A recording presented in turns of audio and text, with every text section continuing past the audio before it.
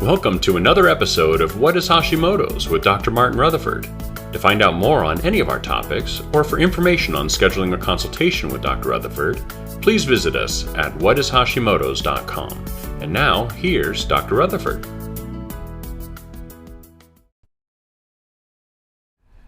Okay, so we're going to talk today about managing a thyroid dump. This was a request. We asked for requests, and now we're getting them.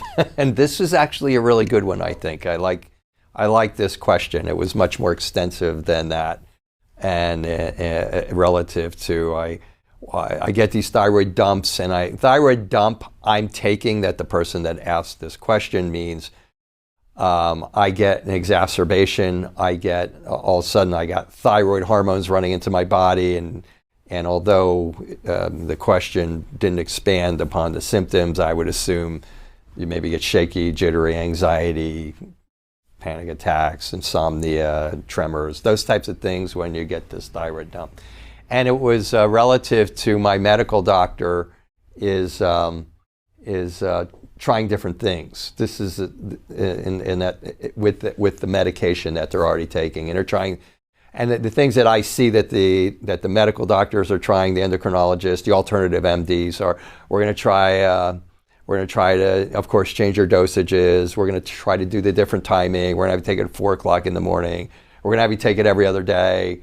We're going to have you take that plus T3 and just all those types of things. And that works for some people, okay? But it doesn't work for a lot of people. It just doesn't. Because we're talking about autoimmune thyroid disease here. I mean, the question was relative to Hashimoto's and autoimmune thyroid disease, and I still get these thyroid dumps, and it drives me crazy, and so on and so forth. And it's because you have to go back and understand that it's really primarily not a thyroid problem. It's really primarily an immune response. And you're getting the thyroid dumps because you have different triggers that are intermittently triggering your immune system to create what's called a little mini cytokine storm, or just a cytokine exacerbation. All of your cells have these little cells called cytokines. They're inflammatory proteins. They go up, and then they flare up, and then they either attack your thyroid peroxidase enzymes to cause you to make more thyroid hormone, or they attack your thyroid tissue, which may just beat you up and make you feel tired. Okay, they're two separate things, and some of you have both of those, some of you have one, some of you have the other. And so basically what happens is you're missing the point when you say, well, I'm trying everything with the medications, okay? What causes thyroid dumps? And I hope to the person who wrote this question, I hope I am translating your question properly. But what happens is there's like 40 things that could happen if you have not addressed it as a multi-systems problem that has to be corrected to dampen thyroid inflammation. Then it could be, oh my God, let me go down the list. It could be a stress response. It could be a broken down gut, and you're eating a food and you're having a sensitivity response. It could be that you have small intestinal bacterial overgrowth and you haven't fixed that, gas, bloating, distension. When you're eating starches, fibers, or sugars, you eat one of those, and then you blow. That could blow you up. It could be poor gallbladder function, and you're eating something that's making your gallbladder work too hard, and that could flare it up. You could have blood sugar fluctuations where maybe some of you can't, you start dumping and you start not feeling good, and then you eat and you feel better. That's a low blood sugar response, or you could have a response where you eat and you get fatigue after meals. That's a high blood sugar response and an insulin spike dropping, and then those are inflammatory responses. The inflammation causes those cytokines to flare up. That causes this. Has nothing to do with your thyroid medication. See, and this is where the nice thing is there's a lot more data coming out on this from the medical research communities, but they don't know what to do with it because they're not looking at it as an autoimmune problem.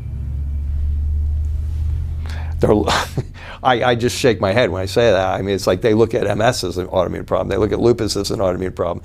They look at Sjogren's as an autoimmune problem. They look at rheumatoid arthritis. And what do? They give you steroids to dampen all of these inflammatory responses that are taking place from all the things that create an inflammatory response. And it dampens and it kind of crush your immune system. Well, when you have Hashimoto's, you have to look into all these things. How many triggers are there? There's like 40. There's toxins. Okay, there's overtraining. There's so many different things that you could do. You could be taking the right thyroid hormone, and that day maybe you go out and you do too many things that day, and that's overtraining. You create an oxidative stress is what it's called. The oxidative stress creates inflammation, and then boom, you get your thyroid attacked, and you get a thyroid dump. Too many thyroid hormones going out, now you get those symptoms. So I think that's pretty much the answer to that. The answer is you have to do what I do with my patients. You have to evaluate the patients. Again, Hashimoto's is a multi-systems disease, and it's not just that there's all these systems involved, but on top of it, they're all interlocked. They're vicious cycles. So this one affects this one, and then this one affects this one, and then this one affects this one. So there's a domino effect there. You have to get the whole picture of that person. You have to figure out what are the triggers that are involved with them. And then you have to look to treat that person in a way that in an order. And the order goes like this. You want to do first what is going to most affect the immune system, the endocrine system, and the brain. Those are the three things that are driving these problems. And for those of you who go, well, my functional medicine practitioner was just doing my immune system, and they weren't really doing my endocrine system and my functional medicine and my immune system, or my brain and my endocrine system. That's probably why you're watching my videos, because that hasn't been done. Okay, so it's complex, it's doable, but you have to understand that's the model. That is the model. I've seen a lot of people try to alter it. I've seen people try to tone it down, make it simpler. There's nothing simple about it. You have to look for all the triggers in that person. You have to understand the order and way in which to attack. And you can get pretty consistently good results once you've done that.